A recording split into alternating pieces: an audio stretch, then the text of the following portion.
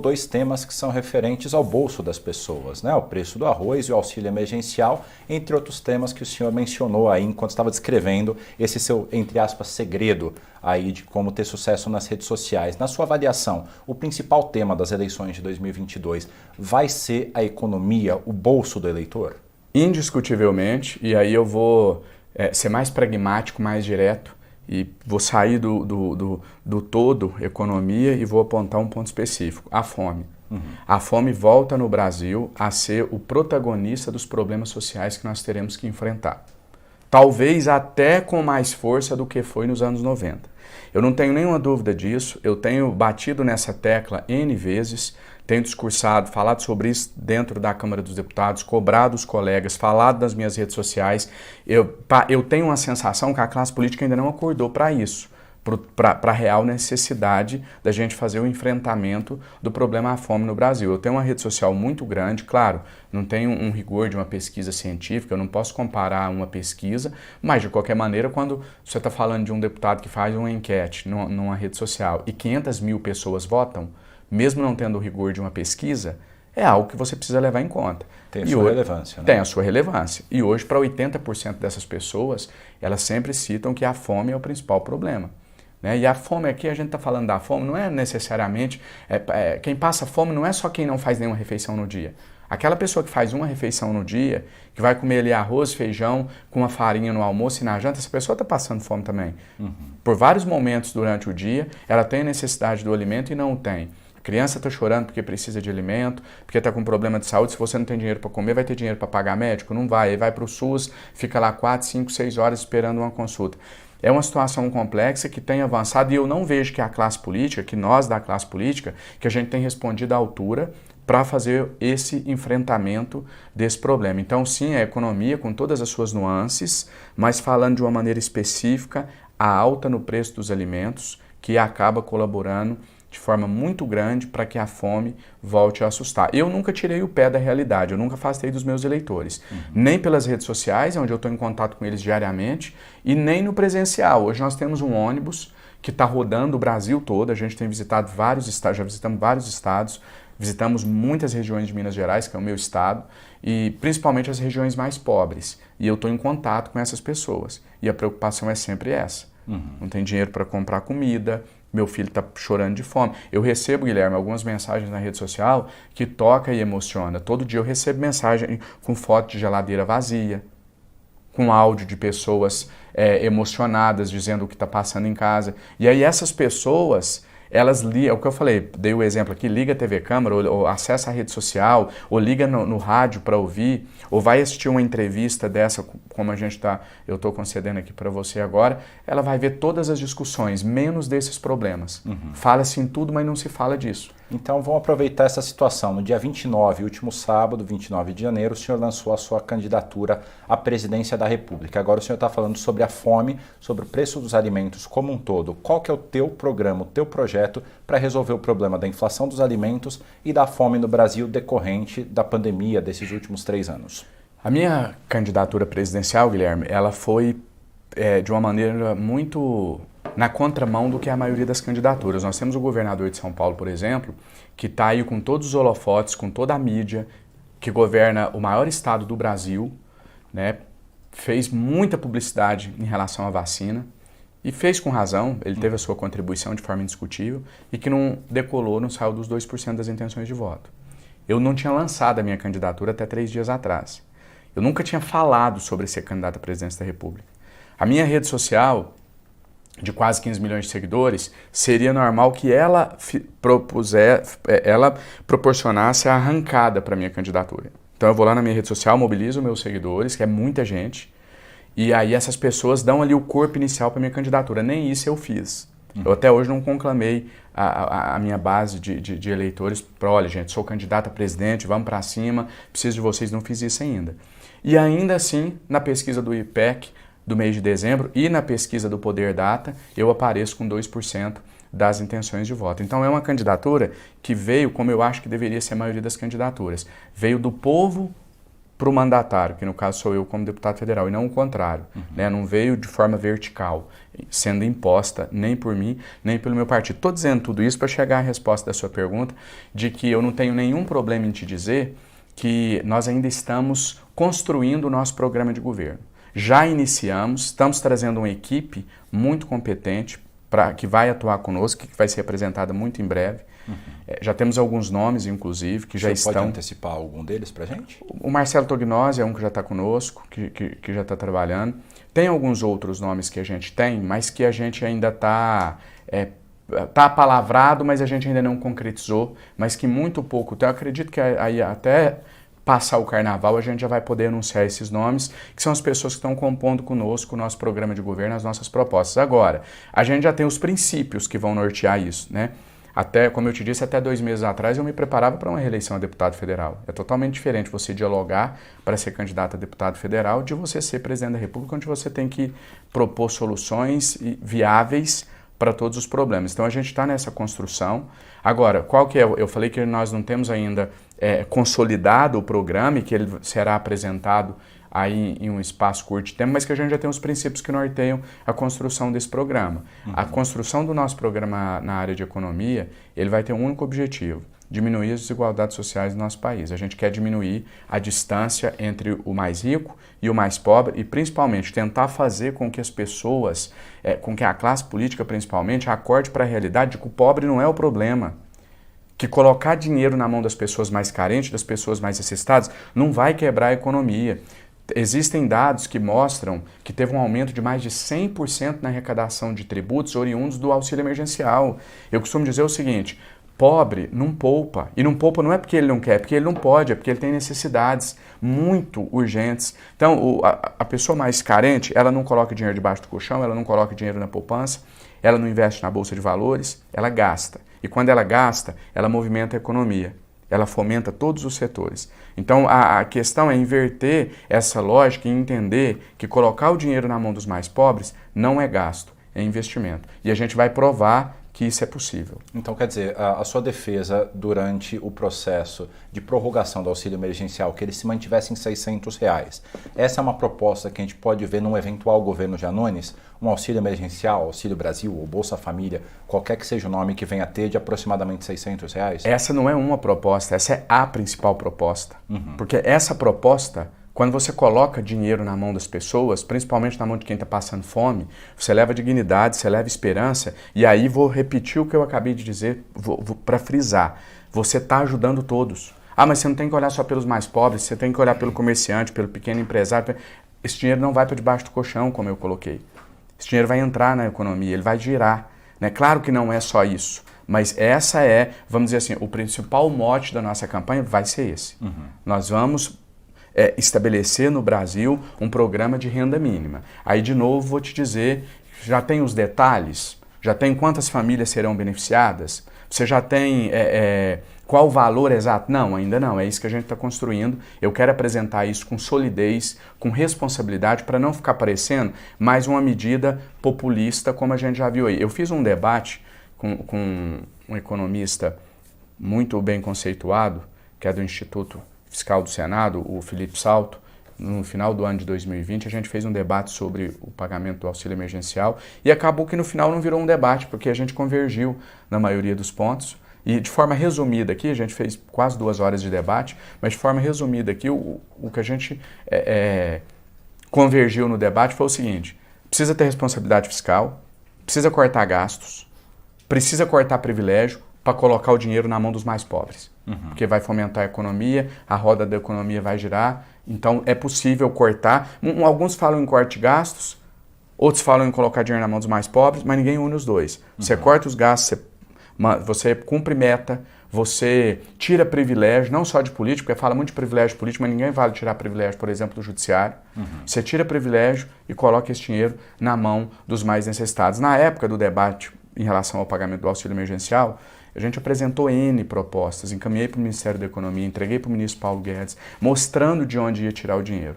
Mas é mais fácil chamar alguém que faz essa proposta que eu estou fazendo aqui de populista do que debater comigo e me provar que não tem de onde tirar esse recurso. Eu já apresentei N propostas mostrando que é possível.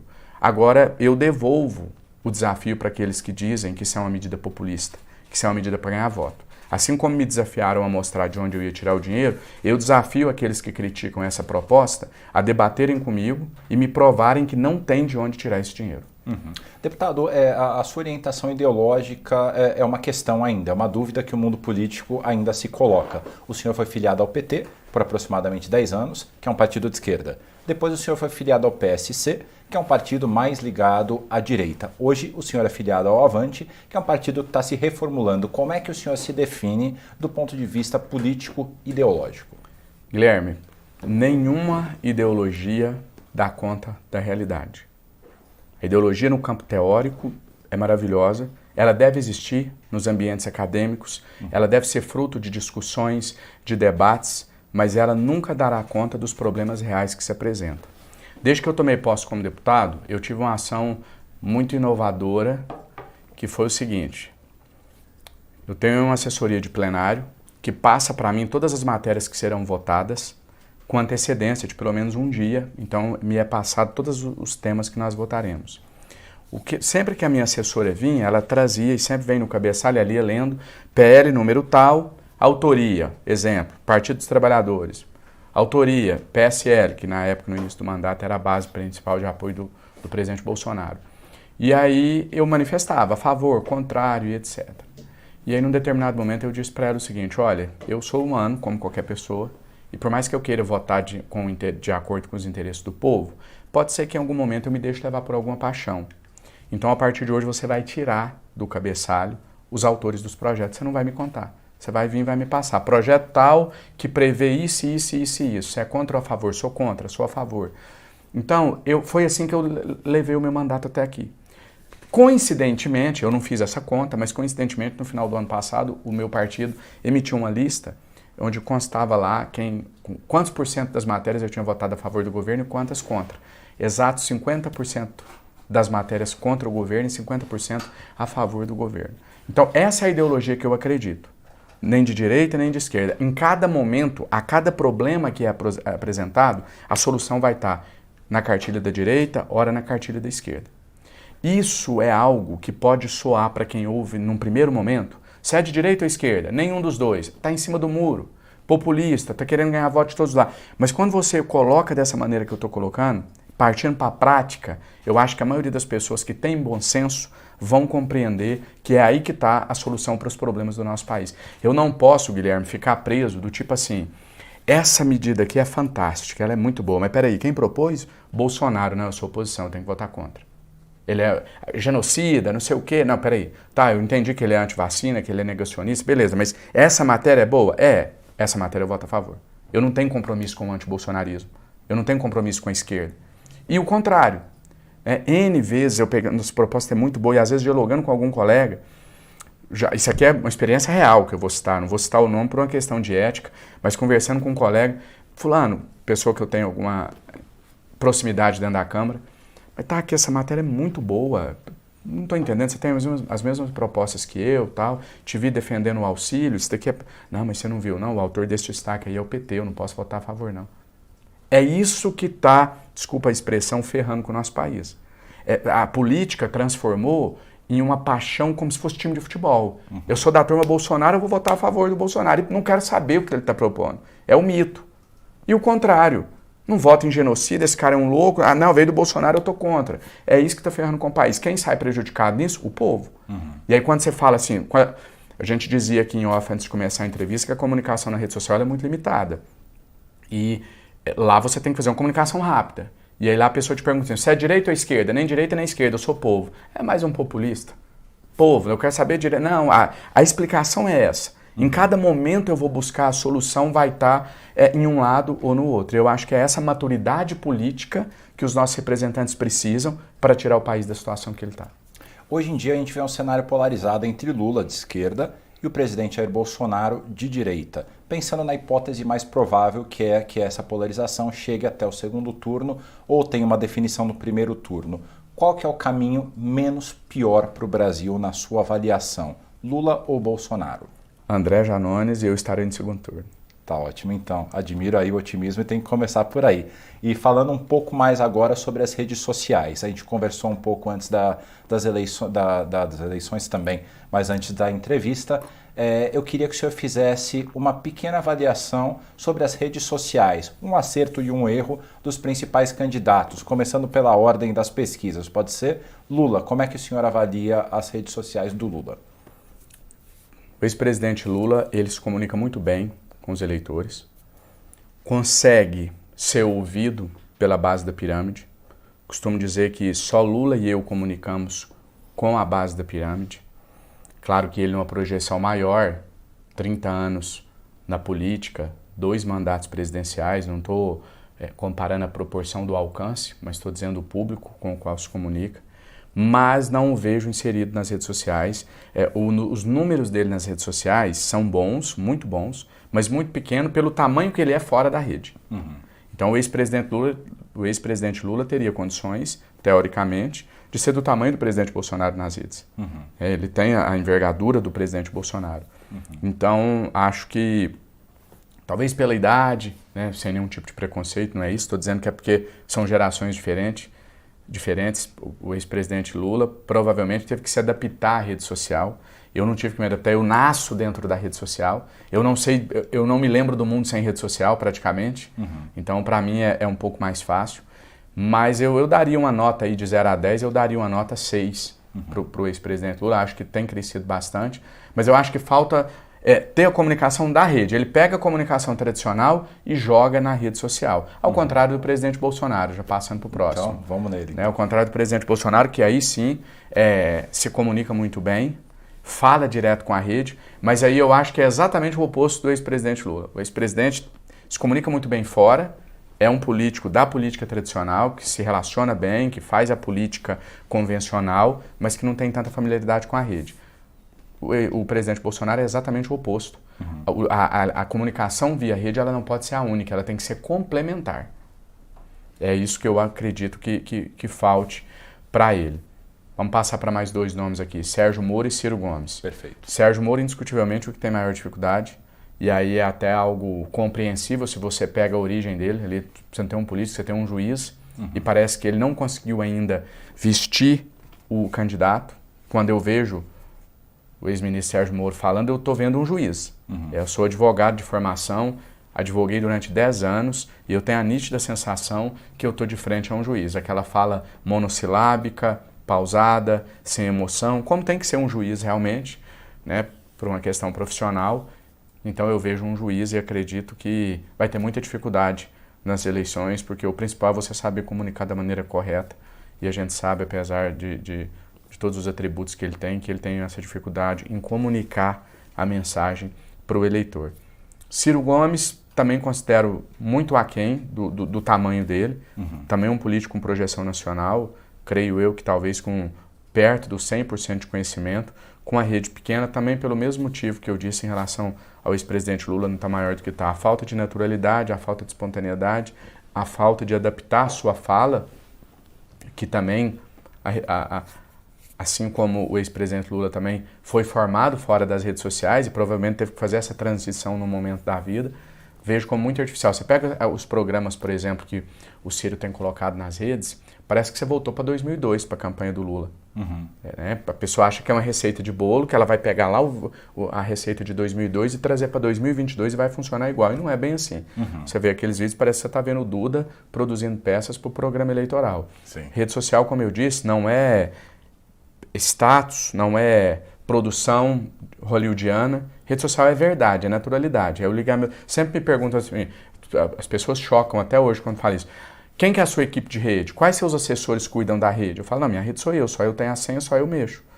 Mas eu pego o celular e começo a falar. Uhum. E eu já tive N propostas de pessoas bem intencionadas querendo ajudar. Não, nós vamos profissionalizar, Não, rede social não é isso. Rede social não é foto com layout embaixo, com logomarcazinha, uma marquinha. Não, rede social é pegar o celular, bater a foto aqui e colocar lá. Uhum. Eu acho que nesse aspecto, nenhum dos candidatos à presidência conseguem interagir dessa forma espontânea e natural, com exceção do presidente Bolsonaro, que consegue. Então, nenhum dos outros candidatos eu não vejo que tem esse linguajar próprio da rede social, só que, como eu disse, as pessoas querem alguém que sabe dialogar lá com a base da pirâmide, com os mais necessitados, e que também sabe dialogar para ser um chefe de Estado, dialogar lá na ONU, conversar com quem tiver que conversar. E eu vejo as pessoas muito presas, esses candidatos que a gente citou aqui, a só um estilo ou só o outro estilo. Eu não consigo ver vou dar um exemplo aqui, eu não consigo ver o Sérgio Moro fazendo uma dancinha pro TikTok, como eu não consigo ver o presidente Bolsonaro nos enchendo de orgulho representando o Brasil na ONU.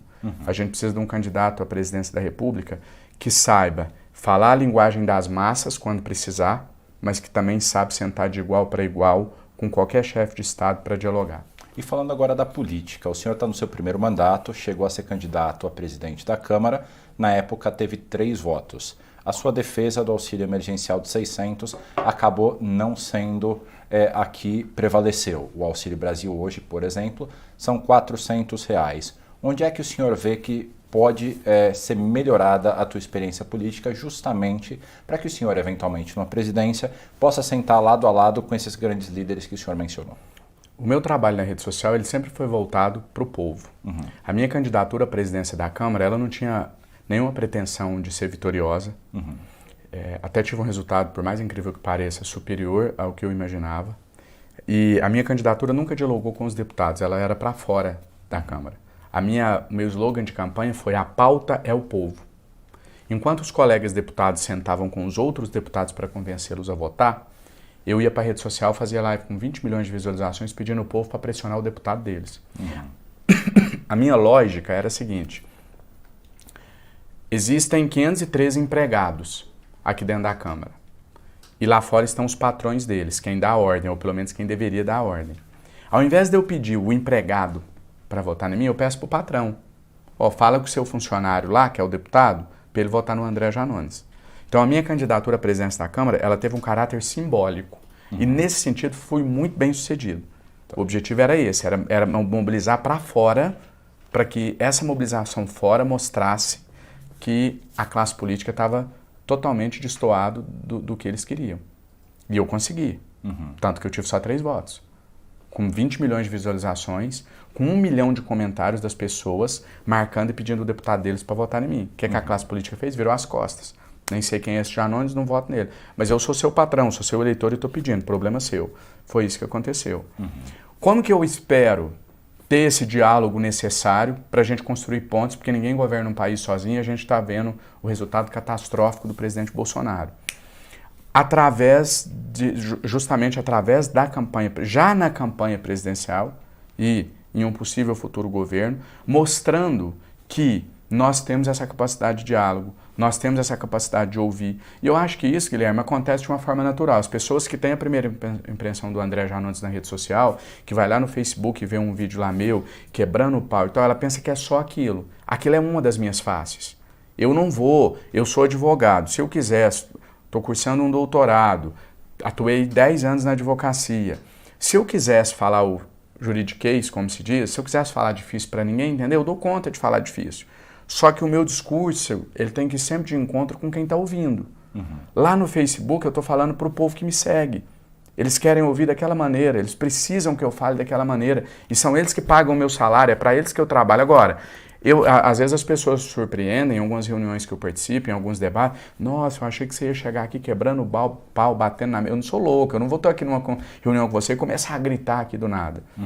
Eu não sou um ator, aquilo ali não é uma peça de teatro que eu estou ensinando na frente das câmeras, é uma indignação que naquele momento ela é absolutamente natural. Agora, eu vou mostrar, e aí através dos debates, através das entrevistas, através das buscas por composições, porque hoje não é a minha maior preocupação, mas terá um momento na campanha que será uma das minhas preocupações, buscar composições, buscar trazer outros partidos. Então eu acho que quando eu me coloco a ouvir, quando eu coloco as minhas propostas com o meu programa de governo pronto, mostrando que a gente tem soluções reais para a área de saúde, de educação, de segurança pública, mostrando que um auxílio emergencial não é, pagar um auxílio permanente não é loucura, não é uma medida populista. Eu entendo quem ouve, soa como populista. A primeira impressão é assim, ficar dando dinheiro na mão de quem não quer trabalhar. Não é bem assim, não é que a pessoa não quer trabalhar. Claro que existem exceções, mas a grande maioria dessas pessoas é gente honesta, trabalhadora, mas que não tem condição. Tá mandando ir trabalhar, fala onde que é para essa pessoa conseguir um emprego. Então assim, na hora que eu conseguir, com o diálogo, com o decorrer da campanha, mostrar que tudo que a gente está propondo tem um embasamento, são propostas palpáveis e possíveis de serem executadas, eu não tenho dúvida que naturalmente esse diálogo vai ser estabelecido, já está sendo estabelecido. Você vê, Guilherme, que eu sou de um partido do chamado centrão, né? Deu-se uma conotação pejorativa para essa expressão, mas não necessariamente o é. E eu sou de um partido que é do centro. Então, eu já consegui essa unidade partidária. Eu estou te dizendo que um partido que tem um presidente que é da política convencional, tradicional, conseguiu uma unidade, conseguiu o apoio dele, da direção nacional, que me avaliza, e de 27 diretórios estaduais. E esses presidentes de diretórios estaduais, a estrutura, o Avante é o partido que mais cresceu nas últimas eleições, mais de 800%. Nós não estamos falando aqui de cara que está na rede social, não. Não estamos falando de gente que está lá batendo 10 milhões de visualização nas redes sociais, não. É gente da política convencional, do diálogo, que tem amor pela democracia. Eu já consegui essa unidade interna. Eles já conseguiram perceber assim, opa, esse não é um louco da rede social que está fazendo vídeo para ganhar curtida, não. Esse cara tem propostas e ele pode ser uma solução para o nosso país. É levar essa construção interna que eu fiz para fora, para os outros partidos. E o Avante está negociando alguma espécie de federação hoje em dia, como o PT está negociando com o PSB e PCdoB, e o PSDB com Cidadania. Vocês estão com algum processo em curso nesse sentido? Existem algumas conversas com alguns partidos. Se eu não me engano, existe uma aproximação com o Agir. Existe também uma possível abertura de diálogo, tudo muito em fase inicial, mas existe uma possível abertura de diálogo com o PSC. Então o partido tem se movimentado, sim, para a construção das federações. E está terminando agora a nossa entrevista, mas dá tempo de uma última pergunta. Em 2018, o seu partido apoiou a candidatura de Ciro Gomes. Alguma chance de André Janones e Ciro Gomes andarem junto, caminharem junto nessas eleições? Olha, a proposta do Avante não é fazer o André Janones ficar mais conhecido, não é ganhar espaço na mídia. A nossa proposta principal, óbvio, é vencer as eleições, mas vai além disso, independente do resultado das eleições, porque aí a decisão está na mão de quem está nos assistindo e não diretamente na minha, mas a gente quer enriquecer o debate. E aí eu tenho uma questão pessoal minha que eu digo assim, eu quero colocar de vez uma pá de cal nesse discurso de que não temos opção. Você votou no ex-presidente Lula?